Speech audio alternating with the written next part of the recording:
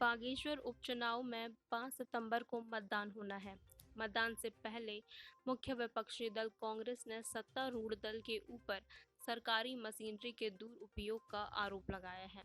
दरअसल इंडिया गठबंधन के बाद 3 राज्यों में 3 विधानसभा सीटों पर उपचुनाव हो रहा है। ऐसे में जनता को कांग्रेस हर हाल में एक मजबूत मैसेज देना चाहती है। यही वजह है कि कांग्रेस के सारे दिग्गज इस वक्त बागेश्वर में डेरा डाले हुए हैं। इंडिया गठबंधन में कांग्रेस उत्तराखंड के मुख्य विपक्षी दल है और बागेश्वर उपचुनाव में भाजपा की टक्कर सीधे कांग्रेस के साथ है। ऐसे में कांग्रेस उत्तराखंड सत्तारूढ़ दल की घेराबंदी करते हुए आज मुख्य निर्वाचन अधिकारी को ज्ञापन सौंपा है। कांग्रेस ने अपने ज्ञापन में कहा कि बागेश्वर विधानसभा उपचुनाव 2023 के मद्देनजर रखते हुए जिला में आदर्श चुनाव आचार संहिता लगाई जाए। चुनाव आचार संहिता के दृष्टिगत सरकारी संपत्तियों पर बैनर, होर्डिंग आदि भी लगाया जाना चाहिए। सरकारी संपत्ति का दुरुपयोग एवं आदर्श चुनाव आचार संहिता का उल्लंघन है।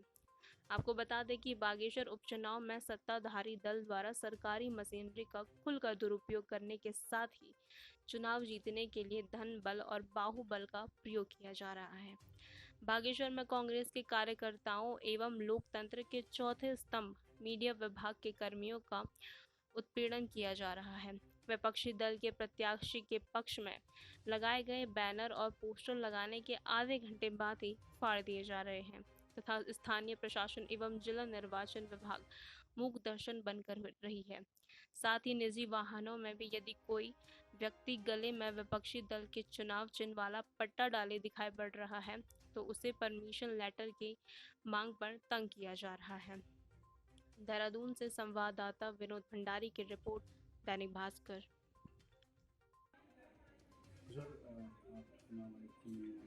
बागेश्वर उपचुनाव के संबंध में स्थानीय प्रशासन द्वारा जिस तरीके से पत्रकारों का उत्पीड़न किया जा रहा है और कांग्रेस के कार्यकर्ताओं पर फर्जी मुकदमे लिखाए जा रहे हैं, उनके खिलाफ उनको फर्जी मुकदमे में फंसाया जा रहा है।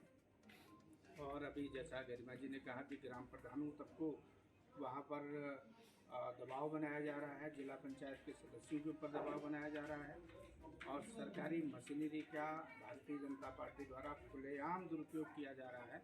स्थानीय प्रशासन भारतीय जनता पार्टी के एजेंट के रूप में काम कर रहा है। वो शिकायत लेकर हम चुनाव आयोग में आए हैं और एडिशनल जो हमारे निर्वाचन अधिकारी हैं, जो दंडेटी हमको मिले हैं, हमने उनको ज्ञापन दिया है और हमने मांग की है कि स्थानीय जिला प्रशासन को निर्देशित करें कि वो समान व्यवहार सबके साथ करें।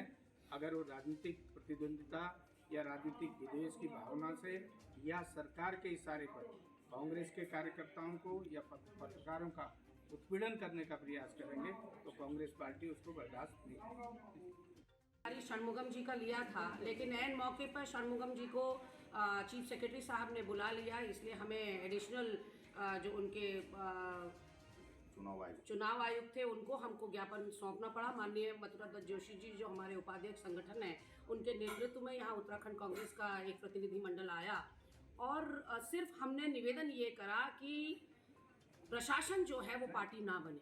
चुनाव के दौरान लेवल प्लेइंग ग्राउंड होना चाहिए, सभी दलों को समान अवसर मिलने चाहिए। जिस तरह से वहाँ पर हम चौथे स्तंभ का दमन देख रहे हैं, उनका उत्पीड़न देख रहे हैं, अपने कार्यकर्ताओं को प्रताड़ित होते हुए देख रहे हैं, तो हमारा सवाल बस इनसे ये था कि अभी तक भाजपा के कितने कार्यकर्ताओं पर इस तरह के धाराओं में मुकदमा दर्ज हुआ है। शांति भंग करने पर हमारे 2 कार्यकर्ता जो कि अनुषांगिक संगठन युवा कांग्रेस के हमारे पदाधिकारी हैं, उनके ऊपर धारा 107, 116 वहाँ लगा दी।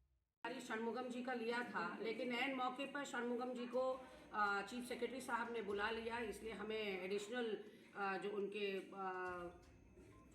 चुनाव आयुक्त थे उनको हमको ज्ञापन सौंपना पड़ा। माननीय मथुरा दत्त जोशी जी जो हमारे उपाध्यक्ष संगठन है, उनके नेतृत्व में यहाँ उत्तराखंड कांग्रेस का एक प्रतिनिधिमंडल आया और सिर्फ हमने निवेदन ये करा कि प्रशासन जो है वो पार्टी ना बने। चुनाव के दौरान लेवल प्लेइंग ग्राउंड होना चाहिए, सभी दलों को समान अवसर मिलने चाहिए। जिस तरह से वहाँ पर हम चौथे स्तंभ का दमन देख रहे हैं, उनका उत्पीड़न देख रहे हैं, अपने कार्यकर्ताओं को प्रताड़ित होते हुए देख रहे हैं। तो हमारा सवाल बस इनसे ये था कि अभी तक भाजपा के कितने कार्यकर्ताओं पर इस तरह के धाराओं में मुकदमा दर्ज हुआ है। शांति भंग करने पर हमारे 2 कार्यकर्ता जो कि अनुषांगिक संगठन युवा कांग्रेस के हमारे पदाधिकारी हैं, उनके ऊपर धारा 107, 116 वहाँ लगा दी।